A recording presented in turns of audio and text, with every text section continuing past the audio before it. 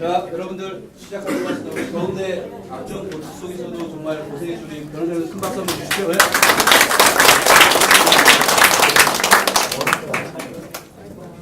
네. 제가 명함 가져왔거든요. 저기 있으니까 가실 때 필요하신 분 하나씩 가져가시면 될 것 같습니다. 혹시 제가 시간 안배를 못할 것 같아갖고 오늘 프린트물 알아준 것부터 먼저 할게요.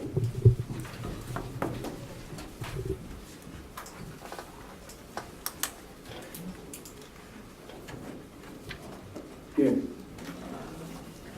이게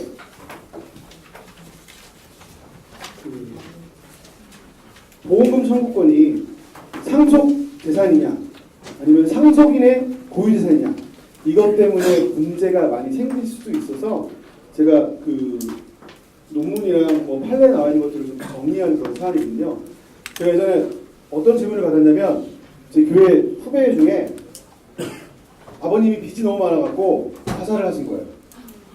그러니까 제 후배가 제 제자가 그 수능 시험 끝나고 나서 3일 뒤에 돌아가셨어요. 그러니까 그 딸내미가 이제 시험 볼 때까지는 이제 어떻게 버티시다가 도저히 안 되겠는지 이제 지하철에서 돌아가신 그런 거여서 딸들 둘한테 굉장히 큰 마음의 상처를 남겨주고 가셨는데 장난치는 건 장난치는 거고 이제 이 딸들이 이제 걱정인 거예요. 아버지 빚이 너무 많으니까 하나는 이화여대 행정학과 2학년도 있고 하나는 그 예일여고 이제 갓 졸업할 학생이었던 거예요. 그래서 막 걱정을 많이 해요. 그래서 야 걱정하지 말아라. 그래서 선생님이 변호사한테 상속포기 심판 받아줄게 라고 했어요. 상속포기 심판을 걔네가 기준지가 안양이어서 안양지원에서 상속포기 심판을 받았어요. 그리고 났는데 갑자기 큰딸이 전화가 왔어요. 선생님 우리 아버지가 돌아가시면서 그 보험금을 뭐 어디 뭐 큰 금액은 아니고요. 보험 들어서 뭐 이렇게 돌아가시면 받는 그 찾아가라고 연락이 왔는데 이거 받아요 말아요 그러는 거예요. 그러니까 이제 이게 어떤 문제가 생기냐면 상속 포기 심판을 했는데 상속 포기 심판했다는 얘기는 돌아가신 분 재산에 대해서 자기가 아무것도 터치 안 하겠다는 그런 취지거든요. 빚만 거부하는 게 아니라 모든 재산도 다 안 갖겠다는 그런 액션인데 만약에 상속 포기 심판을 해놓고 나서 돌아가신 분 재산을 뭐라도 이 사람이 받아 쓰거나 이 사람이 몰래 은닉하거나 숨겨놨으면 그게 들통이 나면 단순 승인이 돼가지고 모든 권리와 의무를 다 포괄승계하게 돼서 기존에 있는 빚도 다 갚아야 되는 그런 일이 생기는 거예요. 근데 보험금 나온 금액은 140인가 180인가 정도밖에 안 돼요. 근데 이거 받아요 말아요 그러는 거야. 아 근데 이거에 대해서 정리되어 있는 게 별로 없는 거예요 사실은. 그 당시에는 제가 갖고 있는 자료나 이런 거에서는. 그래서 막 고민을 하다가 이게 상속인의 고유재산일 수도 있겠다는 생각이 드는 거죠. 왜냐하면 보험이라는 거는 그 보험 계약자하고 보험회사하고 보험계약을 체결하면서 이거에 대한 효과는 보험 수익자가 누리게 하는 거. 근데 보험 수익자가 피보험자가 될 수 있는 거니까 보험 수익자가 누릴 수 있는 거니까 사야 될 것 같긴 하다. 근데 팔려면 내가 잘 모르겠다. 근데 그거 갖고 뭐 문제 삼겠니? 그냥 받아 써라. 얘 돈도 없는데. 이렇게 그냥 좀 답을 줬던 그런 기억이 나요. 그 애들도 뭐 우리 뭐 어차피 뭐 막가는 인생이 되면서 이제 애들이 다 쓰고 왜냐면 아버지가 돌아가시고 초등학교 때 엄마랑 이혼하고 그러니까 아주 이 애들이 그 잘 자라준 거라서 너무 감사한 그런 딸들이에요. 그걸 가지고서 그냥 아버지가 원래 남긴 재산 갖고 있으면 뭐하냐 해가지고 둘이 딸이 여행을 갔다 왔더라고요. 여행 갔다 와서 그러고 왔는데 이제 아니나 달라 정말 소송이 들어왔죠. 그 소송에서 니네 돈 갚아라 라는 소송이 들어왔는데 금액이 어마어마하니까 애들이 고3짜리 그 딸내미가 저 집에 새벽 1시에 전화 온 거예요. 그러니까 일반인들은 고소장과 소장을 구분 못해요. 소장은 민사소송이고 고소장은 형사하잖아요. 근데 갑자기 새벽 1시에 제 아내랑 자고 있는데 전화가 온 거예요. 갑자기 젊은 여자 목소리가 들리면서 울면서 돈 좀 들어왔어요 막 그러니까 제 아내가 깨웠고 누구야? 아니라 미리가 지금 아마 뭐 법원에서 받은 것 같은데 얘는 소장을 받은 것 같고 지금 돈 갚으라고 이런 것 같고 지금 고소장인 줄 알고 지금 난리 치고 왔다. 그래서 재우고 아침에 일어나서 얘기해서 걱정하지 말라. 그 소송 내가 해주면 안 하고 했어요. 그러니까 그런 변호사 보수가 없으니까 그냥 걔네 명의로 하되 제가 모든 거 서면을 다 써줬거든요. 그래서 뭐 이런 거 다 채무 인정하는데 우리는 안양지원의 상속심판, 포기심판을 받았다. 다행히 이제 그쪽에서는 이제 보험 얘기는 잘 몰랐는지 어쨌는지 포기심판서 내니까 법원이 이제 정리해서 우리 쪽이 승리해갖고 그냥 끝나는 그런 상황이 있어요. 그러다가 제가 이제 이 논문이랑 이거 준비하면서 아 제가 그때 그 친구들한테 제대로 상담해줬구나라는 생각을 하게 된 게 이거거든요. 이 상속인의 재산이냐 아니면 피상속인이 남긴 재산이냐 이거에 따라서 굉장히 복잡해집니다. 첫 번째 케이스. 그 남으신 분들은 정말 오늘 정말 잘 오신 거예요. 아, 첫 번째 케이스가 아니구나. 이게 이제 이러한 문제는 피상속인의 채권자, 즉 피상속인의 채권자, 상속인의 채권자, 보험회사들 여러 사람들의 이해관계가 심각하게 얽혀 있습니다. 이걸 상속재산이라고 한다면 상속 채권자들이 이를 먼저 차지하려고 할 것이고요. 상속인의 고유재산이라고 한다면 상속인에 대한 채권자들이 차지하려고 다툴 겁니다. 근데 대부분은 이거는 상속인의 채권자가 아니라 피상속인의 채권자들이 문제를 많이 삼는 그런 상황입니다.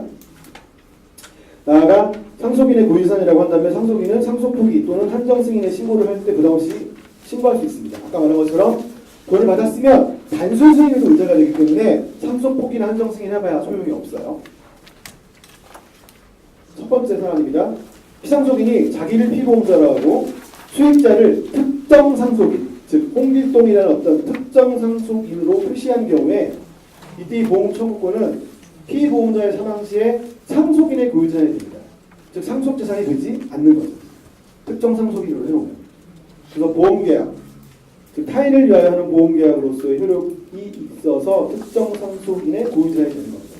그래서 가급적 법률 문제나 법적 분쟁을 일으키지 않기 위해서는 이렇게 특정 상속인을 지정해주고 보험을 계약 체결하시는 게 정말 깔끔합니다.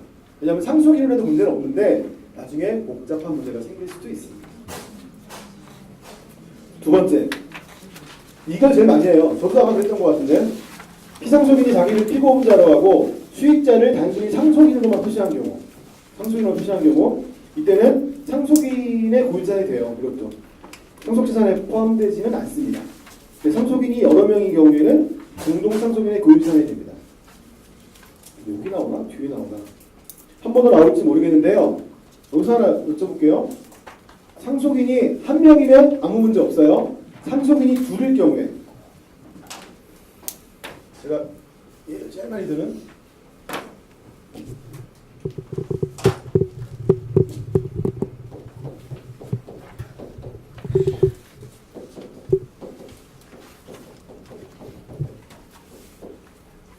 상속인이죠. 상속인 돌아가셨어요. 사망보험으로 1억이 나왔어요. 그러면 B하고 C는 어떻게 가져가요? 그쵸? 5분의 3, 5분의 2로 하면 안 돼요. 이게 상속재산이면 당연히 법정 상속분에 따라서 배우자는 5분의 3, 직계배속은 5분의 2 가져가겠죠. 근데 이거는 상속인의 고유재산이에요. 그죠? 그러니까 2분의 1 되겠죠. 근데 이거에 대한 판례는 아직 없어요. 왜 없냐면 그냥 상속분 받아가지고 잘 처리를 했는지 어쨌는지 이거 갖고 대법원까지 간 사람은 없더라고요. 근데 이론적으로 학설에서 나중에 나올지 모르겠는데 학설에서는 이게 상속인의 고유재산이기 때문에 상속인들끼리 분할을 하는 거고 분할을 할 경우에는 균분 또는 균등하게 분할을 한다는 게 통설인 것 같습니다. 그리고 그게 이론적으로도 맞는 것 같아요. 요거는 헷갈리지 마세요. 어차피 저거는 그냥 고유재산이라도 상속 제도가 그 세금을 내야 되잖아요. 그 세금 문제 별개예요. 세금 문제 별개예요. 이거는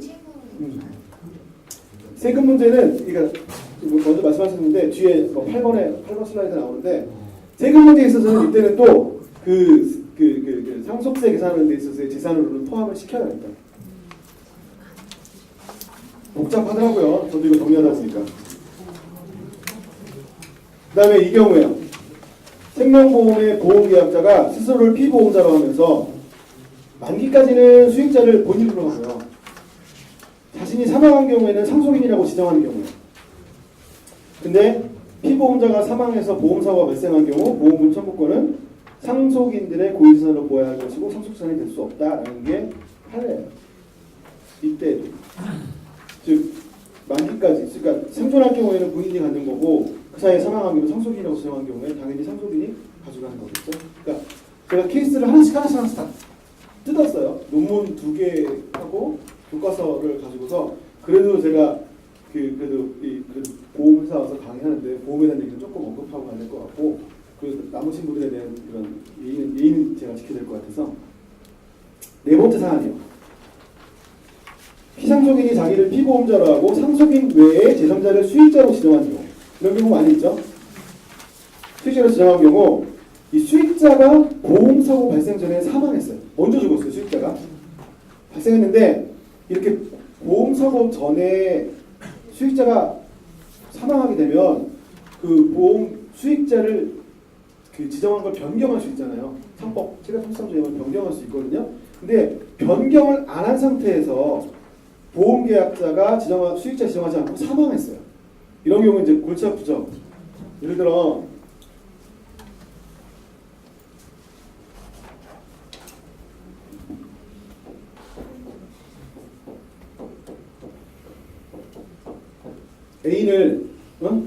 A가 자기 배우자가 아니고 애인을 보험 수익자로 지정해 놓고 있었는데 이 애인이 먼저 죽었어요. 그리고 이 애인한테는 뭐 딸이 있다면 그렇겠죠. 근데 그 사이에 A가 또 죽었어요. 그러면 A의 처인 사람이 재산 정리하다 보니까 우리 남편이 보험 가입했었네 라고 해서 정리해가지고 보험 청구를 하고 딱 봤더니 보험 수익자는 B로 되어 있는 거예요. 근데 이런 경우에 있어서 이 A가 이 보험금에 대해서는 권리 주장을 못한다는 그런 취지의 판례예요. 봐봐요. 판례. 보험 수익자의 상속인이 수익자의 직에서 보험자에 대해 가지는 보험 청구 받는 것으로서 상속인의 고유재산이 되는 거예요. B가 죽었어요. B가 죽었어요. 그러면 A는 사실은 보험 수익자를 변경해 줘야 돼요. 근데 변경을 안 해주면 이 사람은 수익자로 확정이 된 거예요. 그 사이에 이 사람이 죽으면서 보험 그게 확정이 됐을 거 아니에요. 그랬을 경우에는 상속인은 없는 거고 B에 다른 상속인이 받아가는 그런 케이스가 이 사람이에요. 아시겠죠?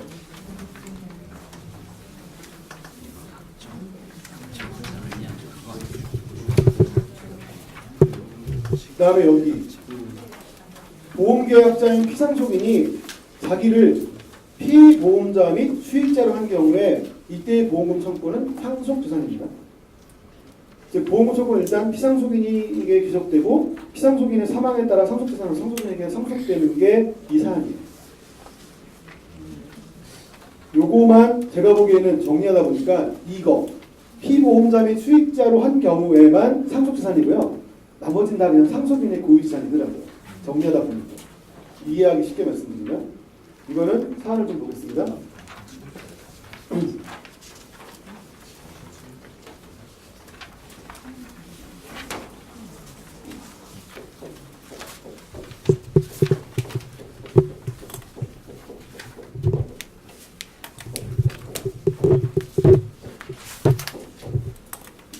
각각 여기 부부예요.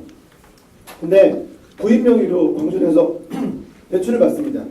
대출을 받고 사망을 했고 빚이 많았는지 광주은행에 대한 대출을 안 갚으려고 이 갑이 상속포기 심판을 해서 수리를 받아요.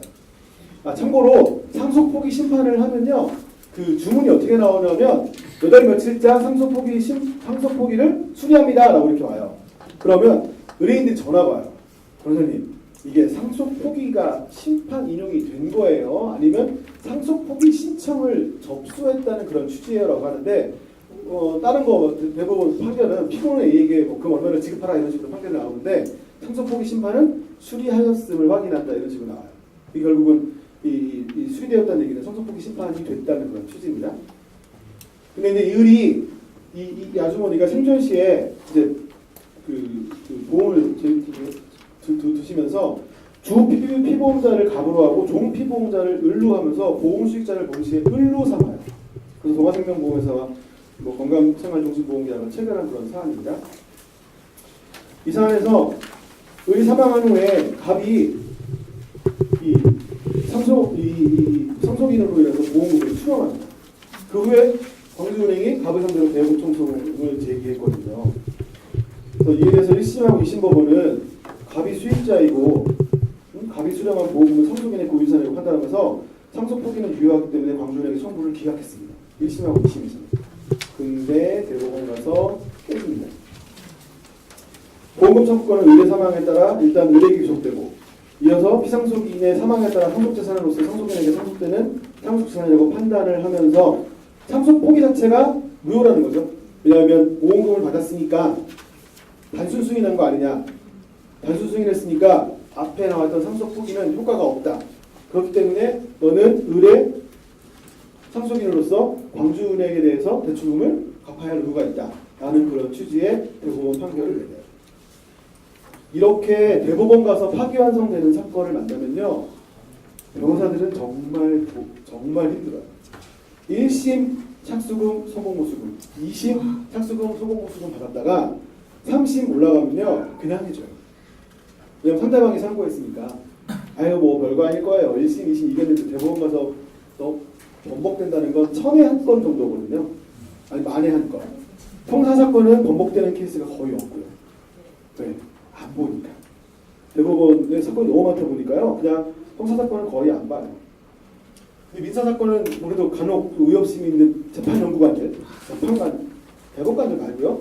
재판연구관들이 이걸 뭐 발견해가지고 이제 이런 걸 뒤집긴 하는데 거의 안 뒤집어져요. 그래서 대법원 올라가면 그냥 손 안 받고 해요. 지금도 그런 거 하나 있거든요. 1심 우리가 이기고 2심 어렵게 이겨가지고 3심 상대방이 상고하니까 어떤 유치원 원장이 막 아니 그 새끼들은 왜 자꾸 나를 못 잡아먹어서 안 달아서 대법원까지 가냐고. 왜냐면 걱정하지 마세요. 대법원 이기니까 제가 공짜로 해드릴게요. 대신 성공보수 나오면 저 얼마 주세요. 라고 해가지고 맡았는데 근데 이것도 그런 사안일 거예요. 그럼 1심, 2심 이겼으니까.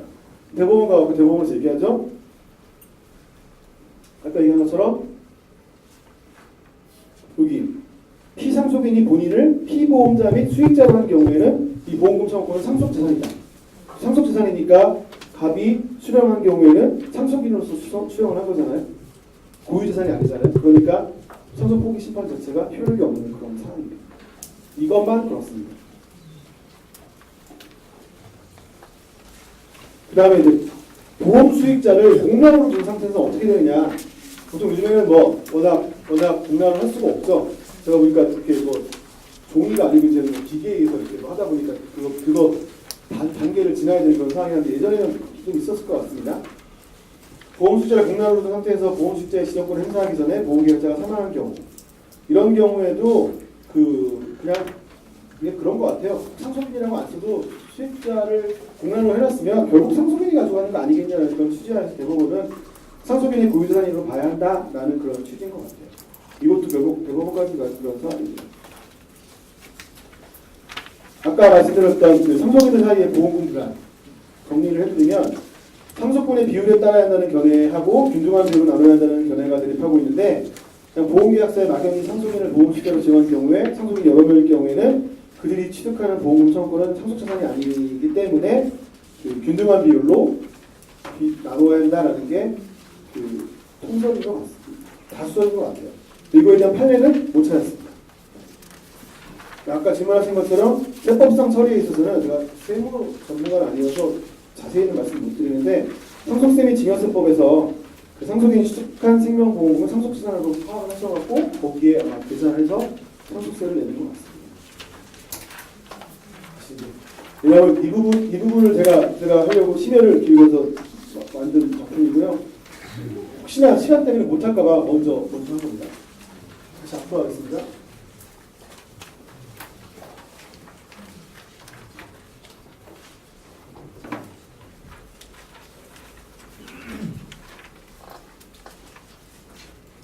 이 회점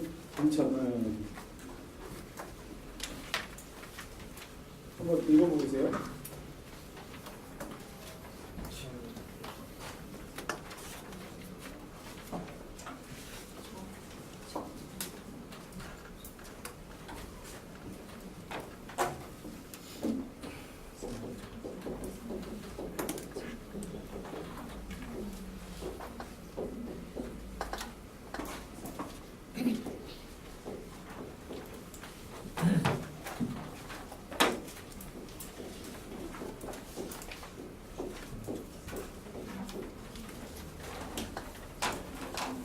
이런 사안에서 그 어머니 돌아가셨고 그다음에 장남의 아버지가 또 돌아가셨고 그 후에 할아버지가 사망을 했는데 할아버지 사망 당시에 임야가 2만 평, 대지 200평, 주택 등 유산을 남겼는데 유족으로는 삼촌 둘, 고모 둘. 그러니까 이제 원래는 5분의 1, 5분의 1, 5분의 1, 5분의 1 가져가야겠죠. 뭐 할머니가 안 계시던 전자에 그리고 특별한 유언도 없었고. 근데 이 A를 제외시킨 채 상속재산을 모두 독차지한 그런 사항이에요.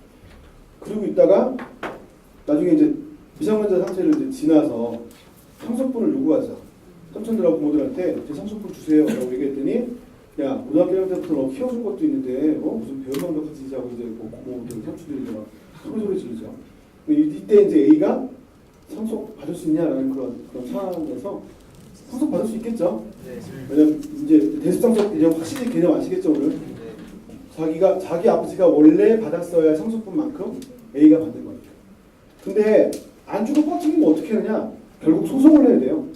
소송을 해야 되는데 상속 회복 청구권이라는 걸로 소송을 해야 되는데요. 여기 나와 있는 것처럼 A 아버지 상속권을 선수정하고 모두의 각 상속분과 균등하게 5분의 1이 된다라는 그런 취지예요. 근데 여기 나와 있는 것처럼 제일 중요한 게요. 상속 회복 청구소를 제기해야 될 그 침해를 안 날로부터는 3년, 상속권의 침해 행위가 있는 날로부터는 10년 이내에 행사해야 됩니다. 즉 저 뒤에 나와 있는 10년은 아마 돌아가신 날 기준으로 10년을 보시면 될 것 같고요. 그 본인이 내가 원래 받았어야 할 상속분이 얼마인데 내가 상속을 못 받았네 라는 걸 안 날로부터는 3년 이내에 청구해야 돼요. 즉 법률 관계를 빨리 안정화시키려는 그런 취지에서 얘기를 하는 거거든요. 가끔 어떤 상담을 받냐면요. 별로 땅의 가치가 없는 그런 거를 상속을 받는데 예전에는 대부분 다 장남들이 가져갔어요. 왜 그런지 모르는데 다 장남들이 가져갔어요. 그 딸들은 그냥 시집갈 때 얼마 해준 걸로 그냥 다 끝내버리는 그런 시절이 있었나 봐요.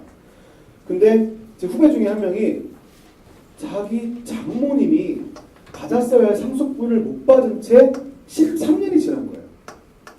근데 그 금촌 쪽, 파주 쪽 이쪽이 이제 대박이 나면서 본인이 사업이 안 되니까 장모님이 예전에 그 땅을 받았다 그러면 그 땅이 그 당시에 뭐 10,000원도 안 하는 평당 10,000원도 안 하는 그런 땅이었는데 거의 뭐 100배, 200배가 올라갔다고 하더라고요.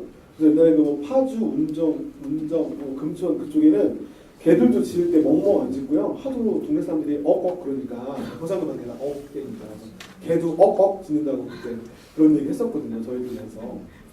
근데 이제 이 후배 입장에서는 자기가 사업이 안 되니까 장모님이 받았어야 할 그 상속분이 이제 아까운 거예요. 그러니까 장모님을 꼬집겠죠. 아니 장모님은 왜 그 상속을 그때 안 받으셨어요? 몰라 나는 뭐 그냥 오빠가 나가자는 대로 한 거지 뭐 달라고 좀 하세요. 아유 뭐 오빠가 주나 아유 가서 하세요. 막 제 사이가 계속 꼬시는 거죠. 그래서 저한테 얘기하기를 형 이거 상속회복 청구권 해가지고 나 얼마 받아주면 내가 형한테 50% 성공보수 줄게 이런 거예요. 야, 못 이기는 소송 성공보수 왜 하고 어떻게 받냐? 그러니까. 아니 근데 왜 법에 딱 10년이라고 돼 있어? 그러는 거예요. 10년이니까 우리 장모님 몰랐단 말이에요. 모르긴 뭘 몰라. 안 날아부터 3년이지만 그 행위 있은 날부터 10년이거든요. 그러니까 앞으로 왜 대한민국 입법자들은 이런 식으로 법을 만들어가지고 막 그러냐고 이제부터 이제 국회에 욕하기 시작하면서 이제 자기 좀 사업할 할 생각을 안 하고 저한테 정말 6개월 동안 전화했어요. 그러면 형은 잘 모르는 것 같으니까 이 상속 전문 변호사 소개시켜주는 거예요. 나는 제일 짜증나는 게 그런 거거든요. 무슨 전문 변호사 소개시켜주는 솔직히 얘기하면요. 전문 변호사 없어요. 대부분 어디 모임 가면 제가 변호사 주면 그거 물어봐요. 뭐가 전문이에요? 뭐가 전문이에요? 하면 다 하죠. 빨리 하냐 늦게 하냐 그 차이인 거지. 근데 꼭 전문 변호사를 물어봐요. 그 친구도 나중에는 제가 하도 자기한테 좋은 답을 안 하니까 상속 전문 변호사 소개달라요. 없거든요. 상속은 대부분 다 알아요. 솔직히 책만 찾아보고 빨리 찾아보면. 지금도 골프 치러 가서 가끔 만나면 물어봐요. 형, 가망성 없어? 아직도 사업이 안 되나 봐요. 걔랑 같이 골프 치라고 쉽지 않아요. 18홀 내내 그 얘기 나와요. 자기 그 장인어른 오빠 욕하느냐고 18홀 내내 나와요. 저만 보면 잘 있다가. 그 다음에 이 사안인데 이것도 대습상속이 되냐 안 되냐라는 그런 사안입니다. 잘 보세요. 저희 부친 C는 모친과 이혼한 후 B와 재혼하였습니다. B와 재혼하였어요. 근데 B의 부친인 D가 엄청난 재력가예요. 최근에 많은 재산을 남기고 사망하였어요. 근데 D가 사망하기 이전에 그 계모도 죽고요. 자기 아버지도 죽었어요. 그러면 이 사람 입장에서는 그 계모의 아버지, 그렇죠? 계모의 아버지 재산을 상속할 수 있느냐라는 걸로 좀 물어보는 그런 사안이거든요. 딱 봐도 안 되죠. 어? 딱 봐도 안 되는데 이게 대법원까지 가요. 그러니까 이게 대습 만약에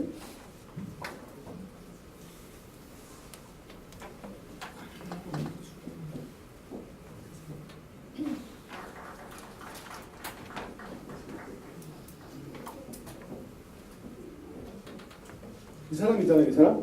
그 자기 아버지의 어떻게 보면 전처 사이에 난 그 아들이 이 B의 부를 상속할 수 있냐 없냐라는 그런 거잖아요. 근데 만약에 이 A가 B가 먼저 죽고 아버지가 돌아가셨으면 대입상속 받았겠죠. 그 상속분이 맞겠죠. 그 다음에 A가 그러다가 돌아가셨으면 A가 받겠죠. 그건 아시잖아요, 이제 대입상속 원리가. 근데 대습상속이 일어나기 전에 A도 돌아가시고 B도 돌아가시고 이분만 있다 나중에 돌아가십니다. 이런 경우 대습상속이 되느냐라는 거에 있어서 우리가 판례는 대입상속이 될 수 없다라고 판결을 했습니다. 즉 A는 직접 상속인은 아니에요. 그렇죠? 그건 아시겠죠? 여기 나오는 것처럼 아까 설명했던 것처럼 A가 만약에 살아 계셨으면 대습상속을 받았을 텐데 대습상속이 일어나기 전에 이 피대습자들이 다 돌아가셨으면 결국 대습상속이 일어날 수 없다라는 게 대법원 판결입니다. 그래서 그게 나와 있는 게 이 사례 8에 대한 답변입니다. 말 빠르면 빠르다고 얘기해 주세요. 진짜 말이 빨라서요. 딸들한테 2번 얘기할 때 있어요. 전 얘기를 다 했거든요. 정말. 근데 갑자기 뭐라 그랬어? 못 알아듣더라고. 여기 보면 저의 부친은 사업을 하시다가 실패하여 많은 채무를 지고 채권자들로부터 독촉을 받아 오던 중 얼마 전 돌아가셨습니다. 저희 능력으로는 부친이 남긴 채무를 갚을 길이 없어 상속 포기 신고를 하였습니다. 하지만 부친께서 생전에 보험 수익자를 저로하여 생명보험을 들어놓는 것이 있었습니다. 제가 보험금을 수령해도 문제가 없는지요? 이제 아시겠죠? 만약에 앞에 뒤에 거 안 하고 왔으면 고민했을 텐데 이거는 바로 알겠죠? 상관없죠? 상속인의 고유재산이니까. 그래서 이 판결 같은 거는 좀 잘 알아두셨다가 그 뭐 빚이 대부분 우리나라 사람들이 대부분 빚이 많지 채권이 많은 재산이 많은 사람은 그렇게 많지는 않더라고요. 그래서 이런 판결을 보시면서 나중에 그래도 자녀들한테 뭔가를 남겨주려면 이런 보험이 필요하다는 그런 취지로 근거로 써먹는 판결이 됐으면 좋지 않을까 생각이 들어서 사례 구조 만들어 오고 그다음에 아까 뒤에 보험금 청구와 관련된 것도 정리를 해서 드린 겁니다. 이거는 이제 다 금방 아시겠죠? 사실은 이거는요 조금 사안이 다른 게 엄밀히 얘기하면 사망보험금을 든 게 아니고요 상해보험을 들었던 사안인데 그 상해의 결과로 사망을 해갖고 사망보험금이 지급된 그런 사안이에요. 그리고 여기에 보험 수익자를 지정을 아마 안 한 그런 사안인 것 같아요. 공란으로 아주. 왜냐하면 이 사람은 사망에 의한 생명보험금을 든 게 아니라 상해보험을 든 거고 상해보험이 아마 부수적인 걸로 사망보험금이 있었던 것 같아요. 그래서 그런 부분들 때문에 그런 부분이 있다는 아까 보셨지만 공란으로 나눈 것도 보험 수익자는 상속인으로 보는 걸로 가름을 하고 있고 사망의 결과가 발생했으니까 사망의 결과로 때문에 보험 사고가 일어난 거잖아요. 그거에서 받은 그런 사안인데 이게 아마 그 대법원까지 대법원까지 갔었는데 판례문은 어딨지?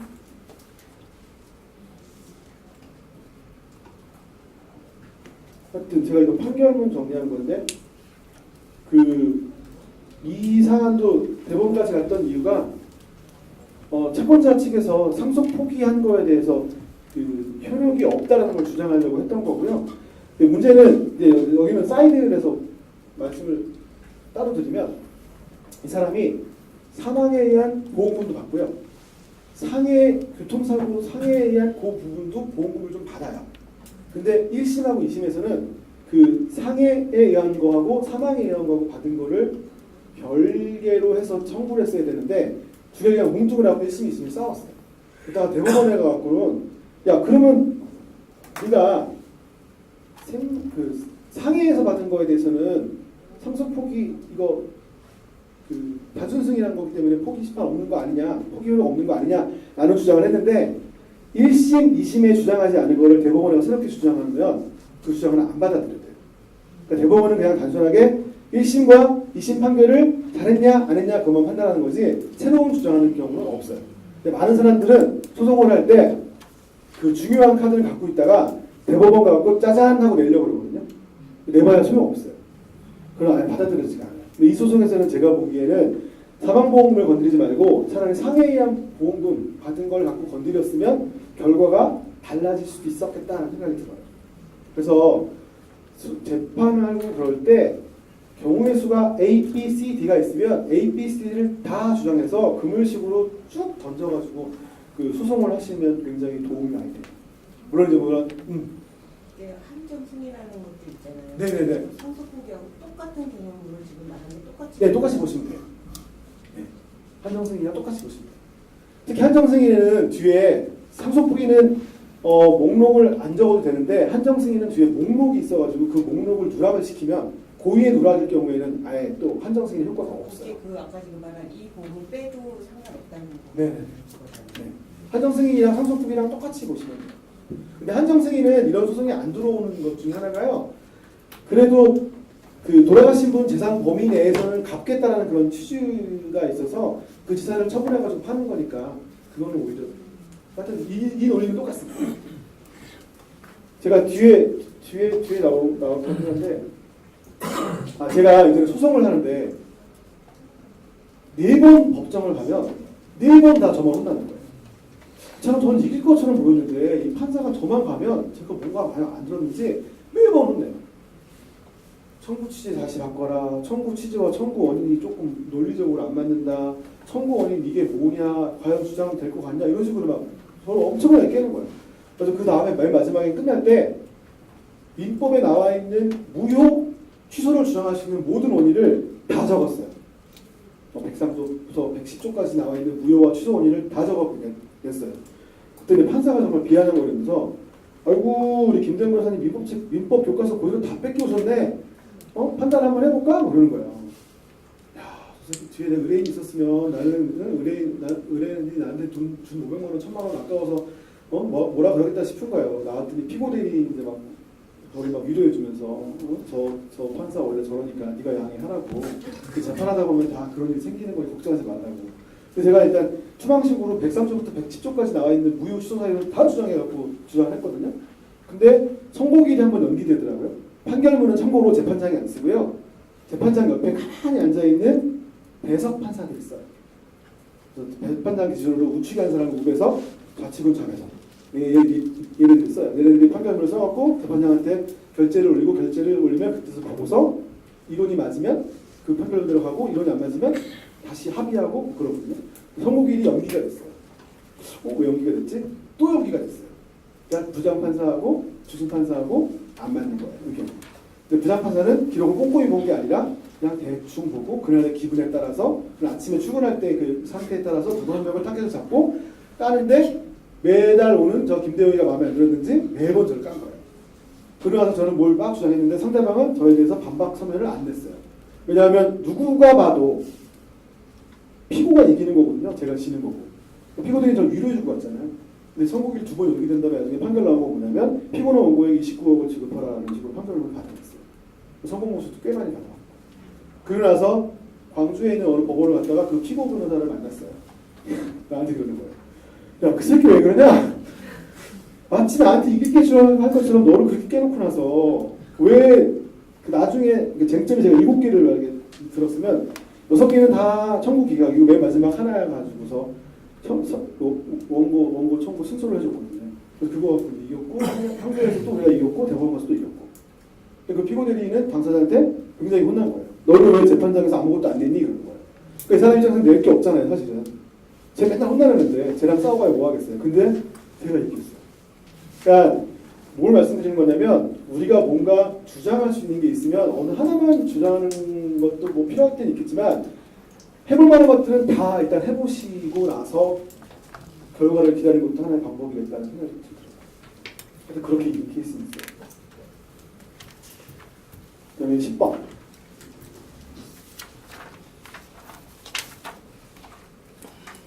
이것도 상속 포기인데요. 저희 아버지 1년 전 빚만 남긴 채 돌아가셨고 독자인 저는 1순위 상속이 되었으나 상속 포기를 하였습니다. 저에게는 미성년인 아들 하나가 있는데 주변 사람들은 친권자인 제가 미성년인 저희 아들 상속 포기를 하지 않았기 때문에 그 모든 채무를 저희 아들이 책임져야 한다고 합니다. 저의 아들이 아버지의 채무를 갚아야 하나요? 라는 거. 제가 1심에 선 사건이에요. 대법원 가서 그래서 다행히 구제는 됐는데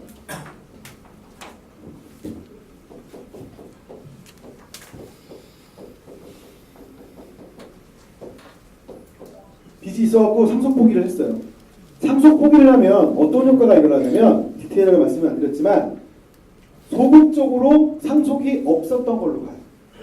그렇게 되면 그 다음 상속인한테 가거든요. 상속이 승계가 돼요. 상속이 승계가 되면 손자한테 가요. 왜냐하면 같은 직계 비속이 있는 경우에 이 사람이 먼저죠. 최근 친이니까. 상속 포기했어요. 그러면 그 다음 순위가 손자가 되는 거예요. 근데 왜 어떤 문제가 생기냐면요. 미성년 아들이었잖아요. 미성년 아들 같은 경우는 행위 능력이 없기 때문에 미성년 아들의 행위 능력이나 어떤 그런 시점은 법정 대리인이 그 사실을 안 때려붙어요. 법정 대리인이잖아요. 자기 상속 포기할 때 자기 아버지 빚 있는 거 알았어요. 근데 상속 포기를 했어요. 그러면 상속 포기나 한정승인 심판은 돌아가시고 아버지가 빚이 있어가지고 내가 이거를 포기할지 말지에 대한 것들을 3개월 안에 결정을 해야 돼요. 근데 자기 상속 포기 심판하려고 2달 써먹었을 거예요. 그리고 나서 시간이 지났는데 여기 3개월 지날 수도 있어요.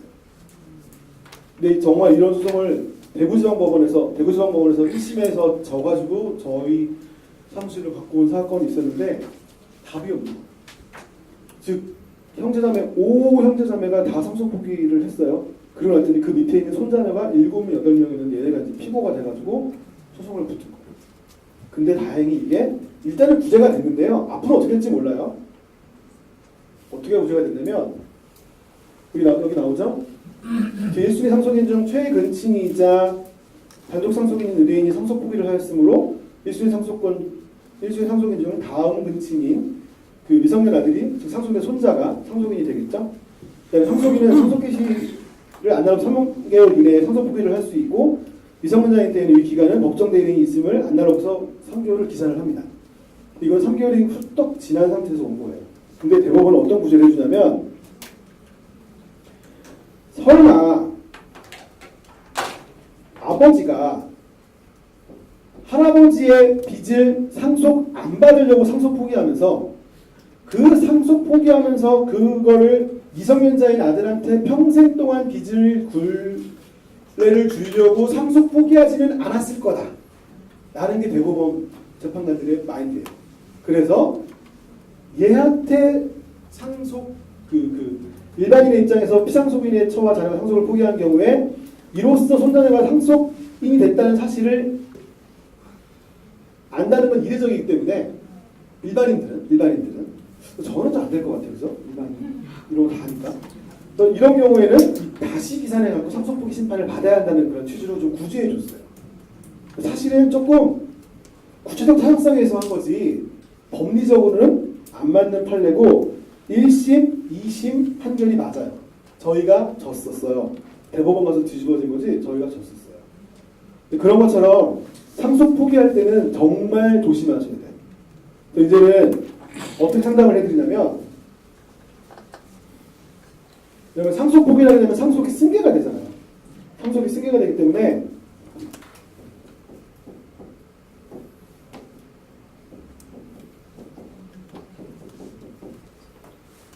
한 명이 다 책임져야 돼요. 상속 포기하고 이 양반이 한정 승인을 하면 돼요. 그러면 상속 포기하고 상속 포기했으니까 상속의 효과가 없어요. 그러면 이 사람이 한정 승인을 하게 되면 A가 갖고 있는 재산 범위 내에서 A의 상속 채무를 다 갚는다는 그런 취지로 한정 승인을 하게 되면 더 이상 승계가 안 되기 때문에 자녀들한테는 안 다쳐집니다. 그래서 이런 식으로 정리하시면 돼요. 안 그러면 아까 된 것처럼 상속 포기가 승계가 되고 미성년자인 아들도 또 상속 포기 심판을 받아야 되고 얘가 끝나게 되면 또 직계 존속, 형제자매, 자촌까지 또 이걸 받아야 되는 그런 상황이 생겨요. 민폐를 끼칠 수가 있어서 누군가 한 명 한정 승인을 해야 돼요. 제 후배 중에 집에 돈이 너무 많아갖고 아무것도 못하는 애가 하나 있어요. 그냥 집에 가서 그냥 아버지한테 저처럼 좀 뚱뚱한데 아버지하고 어머니한테 이렇게 띠글띠글 누르면 용돈을 주고 막 아파트 사주고 막 그러니까 지금 걔가 45살인데 할 줄 아는 게 하나도 없어요. 할 줄 아는 게 하나도 없어요. 돈이 너무 많아요. 근데 장인어른이 돌아가시면서 빚을 엄청나게 남긴 거예요. 난리가 났어요. 난리가 났어요. 슬픈 거? 이거 없어요. 전화가 왔어요. 형님, 못 갔거든요, 제가. 성가는. 아이고, 저기, 성가 조율을 빼갑니다. 아이고, 됐고. 일단 됐고 나서 급해 죽겠대요. 급하지 않거든요. 그래서 막 장례는 잘 치렀고, 형님, 장례 얘기 하지 마시고요. 왜냐면 얘가 장례 시키면 다음날 전화했거든요. 그래서 저는 못 간 거에 대한 것 때문에 전화한 줄 알고, 미안하고 문제를 상담하거든요. 왜냐하면 자기 처가 상속을 받게 되면 그 빚을 결국 처를 못 갚고 자기가 갚아야 되잖아요. 자기 돈이 많고. 아니면 여기 포기하더라도 또 애들이 있는 거니까 어설프게 더 들은 걸 있는 거예요. 이거 어떻게 해야 돼요? 어떻게 해야 돼요?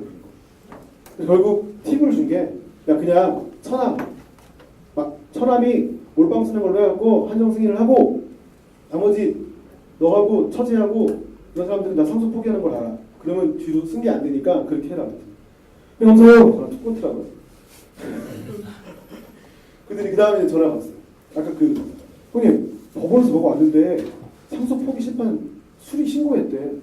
아니 나 두 달 전에 했는데 인지 신고 받아요. 인용된 거네. 아 그래요? 감사해요. 툭 끊더라고. 그러니까 그 친구 얘기를 하는 게 기억나게 하려고 말씀을 드린 거예요. 정말 할 줄 아는 게 아무것도 없어요. 정말 저라면 장인어른이 돌아가셔서 슬프면 그래도 며칠은 슬퍼할 것 같은데 자기 배우자가 슬퍼하는데 배우자 슬픔이 아니라 그 배우자가 빚을 떠안을 거에 대한 것 때문에 자기한테 파급효과가 올까봐 그게 걱정입니다. 얘는 얼마나 또 맹랑을 하냐면 자기 엄마 돌아가셨을 때 저 정말 상가집 갔다가 자취집인 줄 알았어요. 난리도 아니에요 진짜. 저쪽에서 있는데 목소리가 커요. 그런 애들 있잖아요. 허세보들이 애들. 아 죽겠어. 상속세만 세우자 그러는데 한 20억 나온대. 와 우리 뭐 이러냐 진짜. 얘는 이제 상속세 많이 나오는 거를 하면서 자기의 그 엄마의 부를 잘하는 거예요. 아직 아버지 살아계세요. 그래서 걔 보면서 최소한 누군가가 돌아가셨으면 슬퍼할 줄 알고 거기 조문 온 사람들 중에 그만큼 상속세 못 내는 사람이 있으면 좀 배려할 줄도 알아야 되는데 자기 그 상속세 20억 맞을 거에 대한 그것 때문에 막 그래서 속으로 상속세 20억 내면 나머지 남잖아. 그건 생각 안 하는 거야. 자기 나는. 걔는 보면서 정말 어떤 인간의 어떤 기본적인 감성이 없는 애구나 생각이 드는데 그렇잖아요. 상담 딱 여러분들도 혹시 의뢰인들이나 여러분들이랑 상담해보면 싸가지 있는 의뢰인들과 싸가지 없는 의뢰인들 하잖아요. 뭐 예를 들어 뭐 전화해갖고 이런 문제가 있는데 이거 얘기해주면 아유 우리 고마워요 뭐 이렇게 한번 해볼게요 한 다음에 나중에 피드백으로 그렇게 얘기했나 했더니 되게 좋은 결과 났더라 얘기해주는 사람하고 뭐 얘기했더니 알았어요? 그런 사람하고 근데 그 후배는 저한테 그런 식으로 지금까지 한 15년을 울고먹은 것 같아요. 전화만 제 아내는 아직 그 이름 들으면 싫어야죠. 집에 가서 얘기 다 하니까 저는. 여기요. 저희 아버지는 어머니와 저를 포함한 두 형제를 남기고 2개월 전 돌아가셨습니다. 아버지는 돌아가시기 2년 전 아버지 명의의 대지와 주택을 형의 명의로 이전해주면서 형 잘 보세요. 어머니와 동생인 저를 잘 돌보고자 부탁하셨습니다. 그러나 형은 아버지가 돌아가신 어머니를 모시려 하지도 않고 생활비도 주지 않아 상속재산이 없는 어머니께서는 생계유지가 막막하여 유류분 청구를 하려고 합니다. 이 경우 형에게 이전한 징여재산도 유류분 청구에 대상될 수 있는지요? 라는 거죠. 아까 유류분 산정 기초재산에 징여 포함돼서 근데 여기 제가 이제 문제에 보면 이 2년이 지났잖아요. 2년. 근데 공동 상속인이기 때문에 그런 기간 제한 없이 증여재산도 포함해갖고 유류분 청구할 수 있습니다. 여기 보면 유류분은 피상속인의 상속개 시에 있어서 가진 재산의 가액에 증여재산의 가액을 가산하고 채무 전액을 공제하여 선정한다. 원래 증여는 1년 전 것만 가산을 하지만 공동 상속인인 경우에는 기간 제한 없이 유류분 산정을 위한 기초재산에 포함을 시킵니다.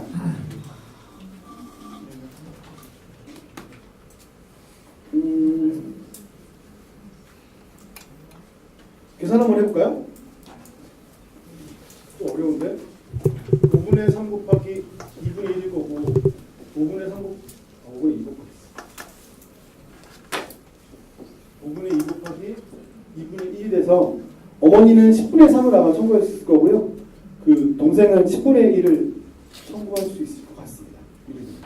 근데 아까 상속회복 청구권은 안날로부터 3년, 폐기일로부터 10년이잖아요.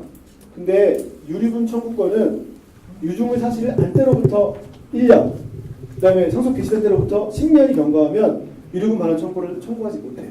즉 이거는 상속회복 청구권보다 더 법적 안정성과 어떤 그 혼란을 방지하기 위해서 기간을 짧게 해두는 거예요. 저희 공부할 때는 이런 것만 객관식 시험에 나왔지 그 사법 시험에는 주로 안 나왔던 건 사안인데 실제 사례를 하다 보면 굉장히 많이 나와요. 어떤 사건이 있었냐면요. 최복희라는 아줌마가 있는데 이분이 저한테 상담하러 오면 2시간 동안 클릭스 한 통을 쏘면서 울고 가요. 울기만 해요. 마냥 울어요. 큰 오빠하고 둘째 오빠하고 사이에 나이 차이가 10몇 살 이상 차이 나는 늦둥이 딸로 태어나가지고 큰 오빠하고 둘째 오빠가 하세는도를 한 거예요. 근데 큰 오빠의 부인 되시는 분은 굉장히 영악해갖고 자기를 챙기는 사람이었고 둘째 오빠는 의사를 하면서 본인이 그래도 집안을 일으켜야 한다는 그런 똑똑한 생각에 아버지 재산을 자기가 다 갖는 걸로 정리를 해요.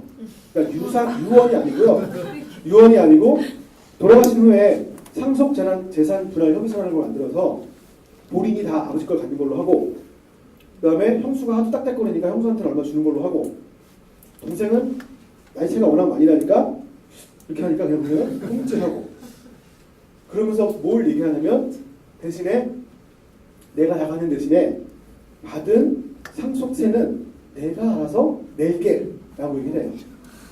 근데 상속세를 내가 낼게. 왜냐하면 이분은 아버지 재산에 대해서 그렇게 뭐 관심이 없을 만큼 남편이 그냥 괜찮아서 관심이 없었어요. 상속세를 내가 낼게 라고 얘기해요.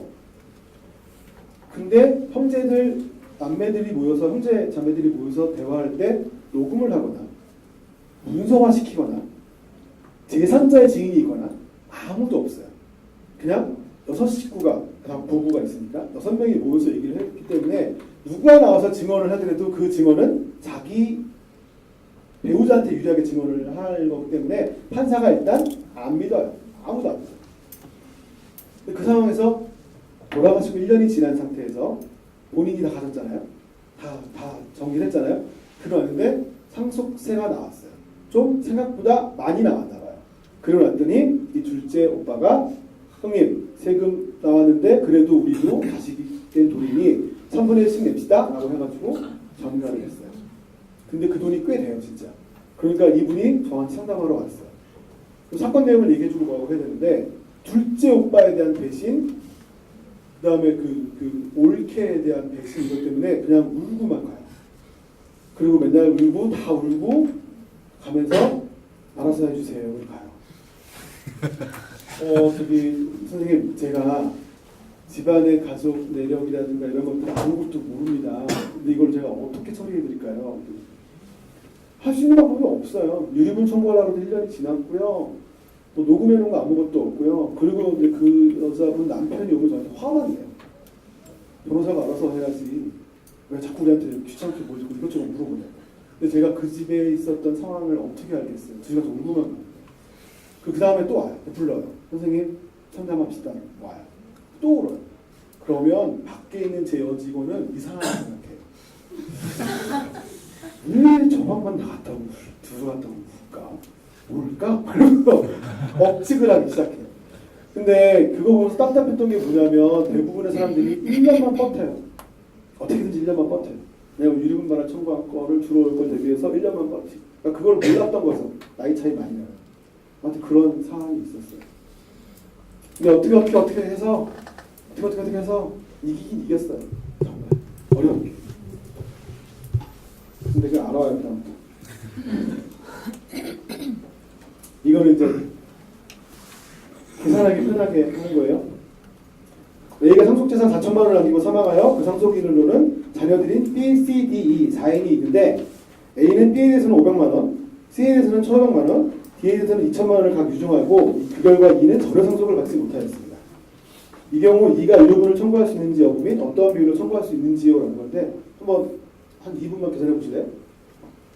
제가 이거 스테판에 쓰는 동안 머리 쓰고 가죠.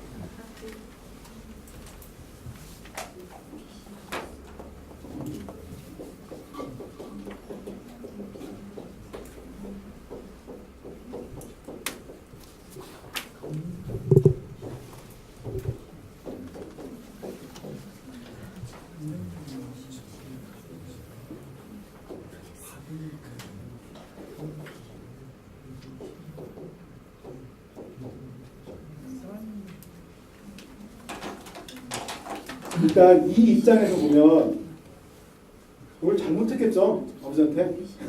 그렇죠? 어머니한테 뭘 잘못했으니까 아무도 못 받았겠죠? 한 이유가 있어요. 그런 친구들 많아요. 제 주변에도 상당 많이 와요. 야, 어쩌면 유언장에 나는 이름이 언급이 안 되냐? 고등학교 때 제 삐뚤던 애여갖고 그러실 수가 있을 거야. 일단 상담하려면 나한테 삥 뜯는 거 먼저 6,400원 주고 시작하자. 그럼 꼭 그래요. 야, 설마 내가 반장반장한테 삥 뜯었겠니? 그러는데 6,400원 뜯어. 근데 이 친구 입장에서는 본인이 받아야 할 유류분이 얼마예요? 500만 원.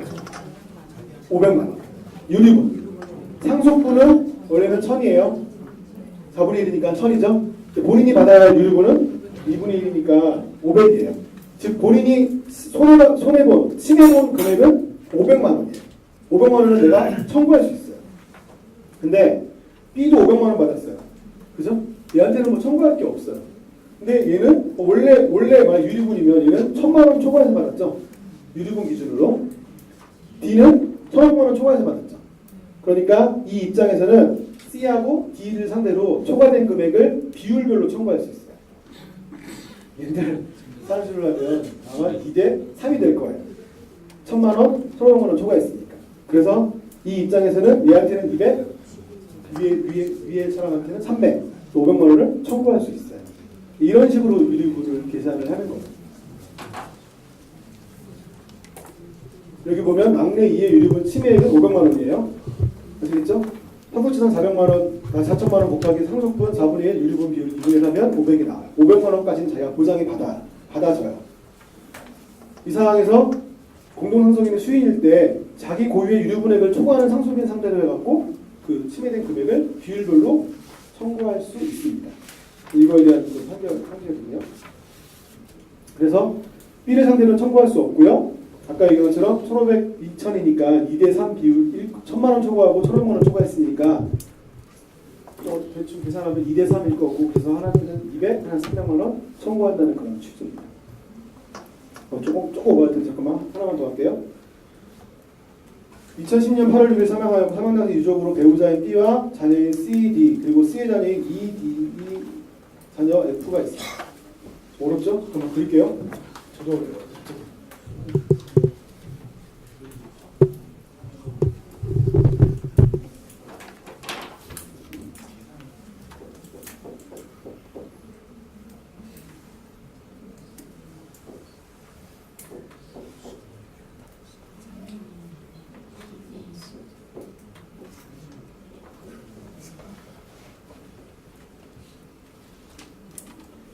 망 A가 사망한 후 망 A의 자녀인 C, D는 2010년 이거구나 9월 17일 법원에 상속 포기 신고를 하여 신고가 수료되었습니다.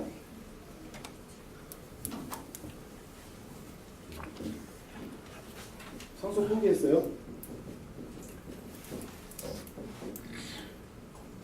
그랬더니 금융기관이 망 A의 배우자인 B하고 이 손자녀인 E와 F를 상대로 대형 청구 소송을 제기했습니다. 근데 이 대형 청구 소송에서 얘네들이 항변을 해요. 그 대검 형성에서 피고들은 망 A의 상속인 중 C의 상속 포기로 인해서 B가 단독 상속을 했다. 얘가 단독 상속한 거 아니냐? 어떻게 보면 못된 거예요. 한정 승인도 아니고 상속 포기하면서 엄마한테 책임을 더 넘긴 거예요. 근데 아까 상속 포기는 뭐라고 그랬어요? 상속 포기로 인해 가지고 상속 개시 당시로 소급해서 무효가 되기 때문에 그 다음 상속 순위가 직계 비속과 배우자는 동순이잖아요.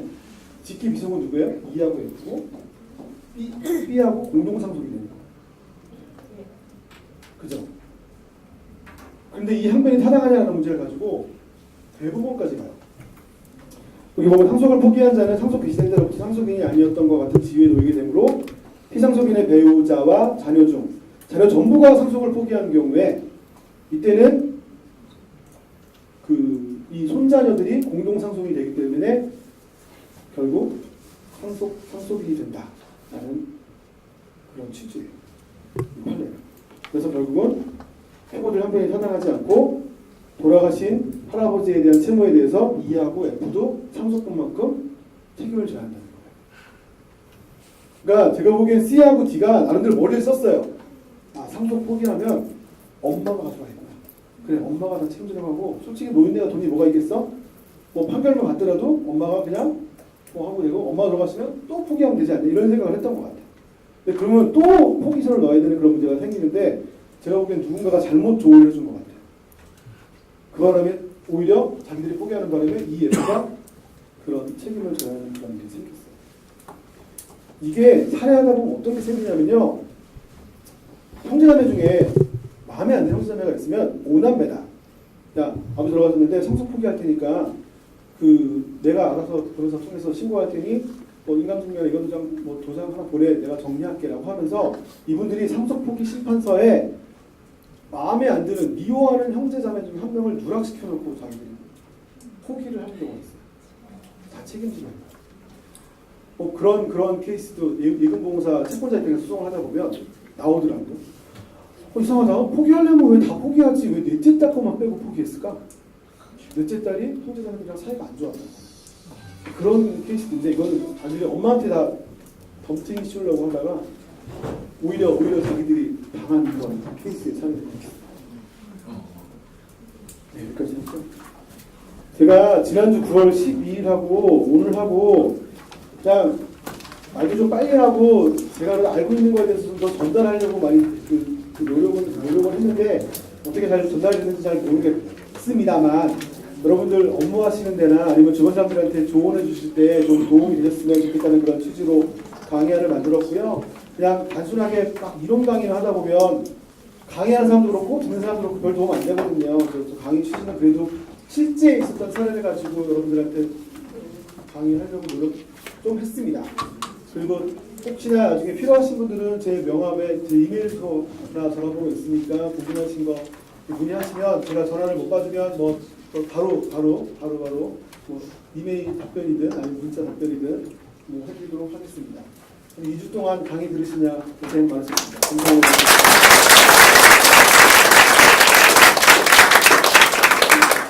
다시 한번 고생해주신 우리 김대범 큰 박수 한번 주시죠. 네.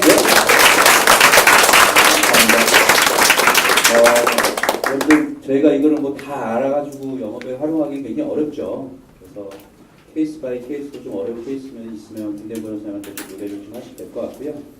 저도 지금 왔다 갔다 일을 하면서 이렇게 왔다 갔다 했지만 저는 딱 두 가지 컨셉이 있었어요. 첫 번째는 우리는 일단 사람을 만나야 되잖아요. 그렇죠? 우리가 이걸 지식으로 갖고 있는 것도 의미가 있지만 이 지식을 고객들과 함께 뭔가를 해야 되는데 법적인 지식은 솔직히 우리가 이 휘발성이 강해서 세부적인 지식도 마찬가지지만 써먹지 않으면 금방 없어지잖아요. 그렇죠? 참 신기하잖아요. 그렇죠?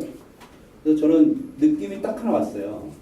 아까 우리가 항상 사망시 수익자에 대한 것들을 우리가 아무 생각 없이 법적 상속인을 하거나 혹은 특정 상속인을 지정하는데 혹여나 지금 내 고객 중에 법정 상속인이 되어 있는 고객들을 찾아내서 특정 상속인으로 바꾸는 작업들을 하십시오. 그게 뭐냐 결국 만날 거리를 찾는 거잖아요. 그렇죠? 뭐 그 사람이 상속 재산이 뭐 많고 적음 떠나서 이런 이슈가 있을 수 있으니까 지정해서 바꿔놓는 게 좋겠습니다. 라고 해서 안달거리를 찾는 게 제일 중요한 포인트인 것 같고요. 아까 보험과 관련해서 보험금 같은 경우는 상속 재산인지 상속인 고유 재산인지는 정확히 우리가 알아야 될 것 같아요. 그 부분은. 그래야 우리가 사망보험금과 이야기를 하고 혹은 상속세 재원을 해서 종신보험을 뭔가 이야기할 때 상속 재산인지 상속 고유 재산인지 상속인 고유 재산인지를 명확히 구분할 줄 아는 그런 지식은 필요한 것 같습니다. 다시 한번 우리 고생해주신 우리 김대현 변호사 감사드리고요. 네. 자, 아무튼 이런 강의들 쉽게 만날 수 없는 강의들을 본부에서 잘 준비할 테니까요. 그때 좀 하시면 될 것 같고요. 여러분들 그 우리 일본부 팟캐스트 밴드가 조금 도움이 되시나요? 네. 아무튼 제작자도 1인이고 만든 사람도 1인이고 해서 제가 많이 힘이 부딪히지만 있는 동안은 최선을 다해서 여러분들께 올려드리도록 하겠습니다. 수고하셨습니다. 네.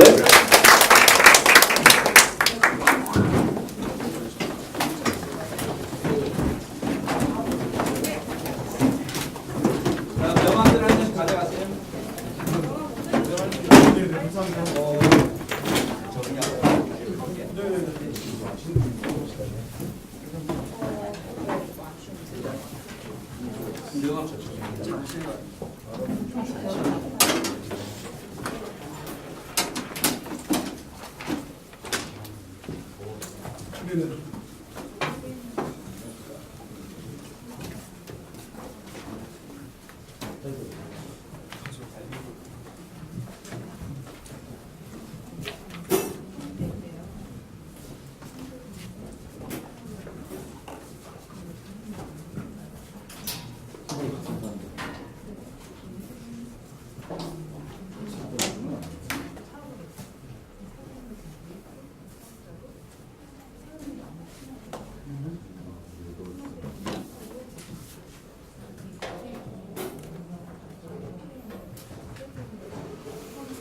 아니, 형